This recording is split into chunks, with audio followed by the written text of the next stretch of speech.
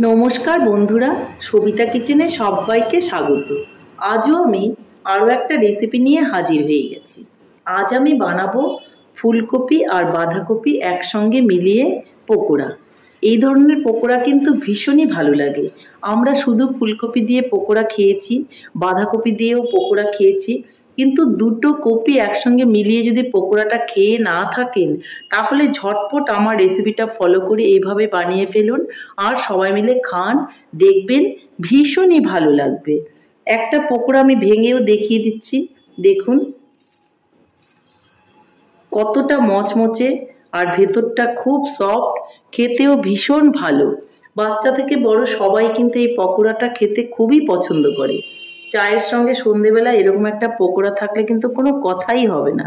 তাহলে আর দেরি না করে ঝটপট বাড়িতে এইভাবে পকোড়া বানিয়ে ফেলুন আর সবাই মিলে খান, দেখবেন ভীষণই ভালো লাগবে। তাহলে এই বাঁধাকপি আর ফুলকপি একসঙ্গে মিলিয়ে কি করে আমি পকোড়াটা বানালাম সেটাই দেখে নেওয়া যাক। আজ আমি ফুলকপি আর বাঁধাকপি একসঙ্গে মিলিয়ে পকোড়া বানাবো। এই পকোড়াটা খেতে কিন্তু ভীষণই ভালো লাগে।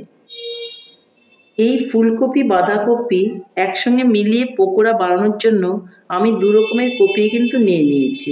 এই যে বাঁধাকপিগুলোকে একটু সরু সরু করে কেটে নিয়েছি আর ফুলকপিগুলো কিন্তু আমি ছাড়িয়ে নেব। দেখুন কোনো রকম বটির প্রয়োজন নেই, এইভাবে করে হাত দিয়ে কিন্তু ছাড়ানো যাচ্ছে। দেখুন এইভাবে আমি মিলিয়ে দেব। এই দেখুন কোনো রকম কিন্তু ছুরি কাঁচি বটি কিছুরই প্রয়োজন হচ্ছে না, এইভাবে আমি ফুলগুলোকে ছাড়িয়ে নেব। তাহলে সবগুলো আমি ছাড়িয়ে নিচ্ছি।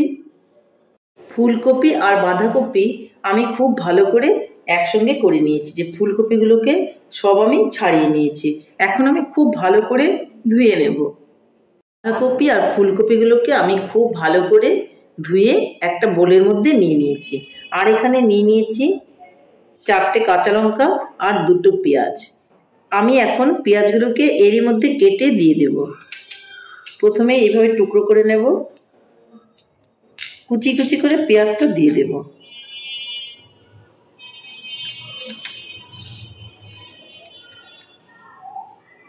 এইভাবে আমি টুকরো করে নেব। পেঁয়াজটাকে 4টা টুকরো করে এইভাবে আমি কেটে কেটে দিয়ে দেব।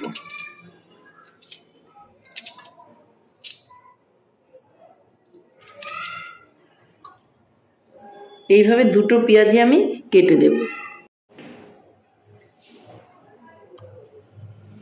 তাহলে পেঁয়াজ আর লঙ্কা সব কিছুই আমি কিন্তু একসঙ্গে কুচি কুচি করে কেটে দিলাম।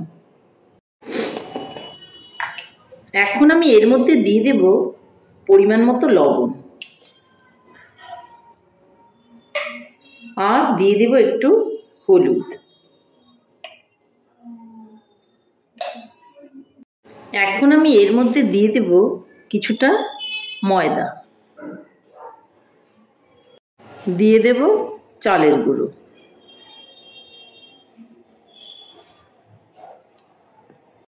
দিয়ে দেব একটু গোলমরিচের গুঁড়ো, দিয়ে দেব একটু চিলি ফ্লেক্স,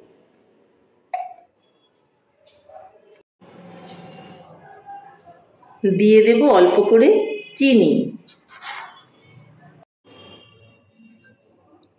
দিয়ে দেব অল্প করে কালো জিরে, দিয়ে দেব একটু তেল। এখন এগুলোকে খুব ভালো করে আমি মেখে নেব। খুব কচলে কচলে মাখার কিন্তু কোনোই প্রয়োজন নেই, একদম আলগা করে এভাবে আমি মেখে নেব।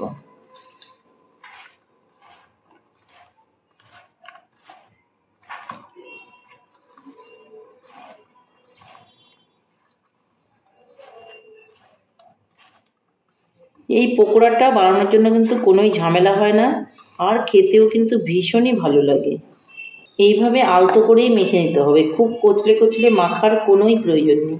এর মধ্যে আমি লবণ দিয়েছি, কিছুক্ষণ বাদে দেখা যাবে এগুলো সফট হয়ে গেছে আর একটু জল বের হয়ে গেছে।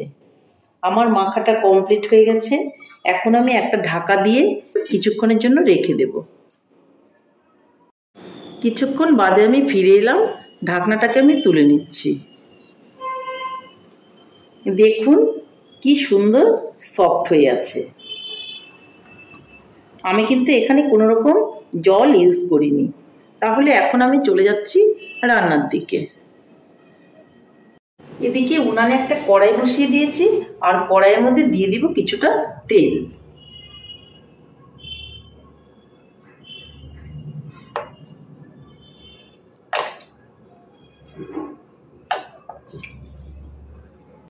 এদিকে তেলটা গরম হয়ে গেছে, আমি একটা একটা করে পকোড়াগুলো ভেজে নেব।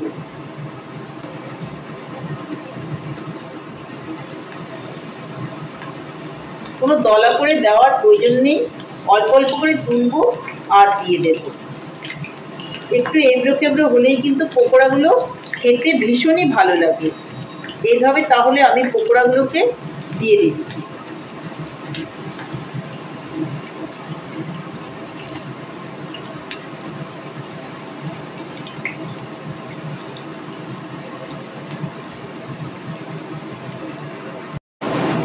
পকোড়াগুলোকে আমি এখন একটু উল্টে দেব।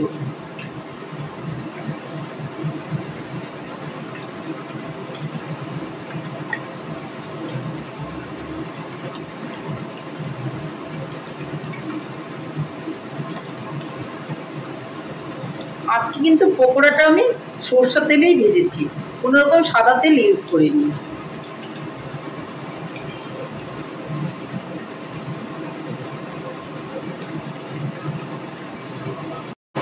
পকোড়াগুলো কিন্তু আমার হয়ে গেছে। আমি এখন পকোড়াগুলোকে একটু নেড়ে চেড়ে নামিয়ে নেব।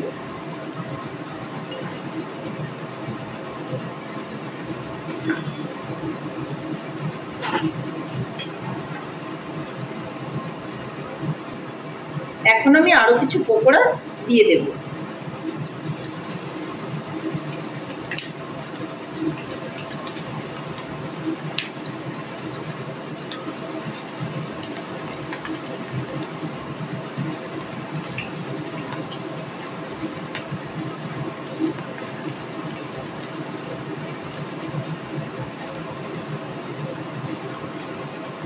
আর এইভাবেই কিন্তু নেড়ে চেড়ে আমি সবগুলো পকোড়াই ভেজে তুলে নেব।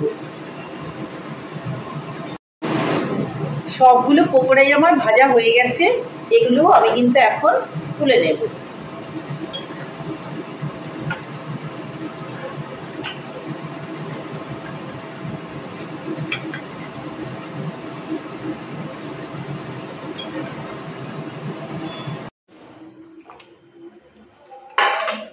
সবগুলো পকোড়াই কিন্তু আমার রেডি হয়ে গেছে। দেখুন দেখতে কত সুন্দর হয়েছে, খেতেও ততটাই সুন্দর হয়েছে। তাহলে বন্ধুরা, আমার রেসিপিটা কেমন হয়েছে? আমার রেসিপিটা যদি আপনাদের ভালো লাগে তাহলে লাইক, শেয়ার, কমেন্ট করতে ভুলবেন না। আর আপনি যদি আমার চ্যানেলের নতুন বন্ধু হয়ে থাকেন তাহলে চ্যানেলটা সাবস্ক্রাইব করার অনুরোধ রইল। পাশে থাকা বেল আইকনটি প্রেস করে রাখুন আমার নিত্য নতুন রেসিপির আপডেট পেতে। তাহলে আর দেরি কেন, ঝটপট এভাবে বানিয়ে ফেলুন ফুলকপি আর বাঁধাকপি একসঙ্গে মিলিয়ে পকোড়া। দেখবেন খেতে ভীষণই ভালো লাগবে। নমস্কার, ভালো থাকবেন, সুস্থ থাকবেন। আবার দেখা হবে আরও একটা রেসিপির সঙ্গে।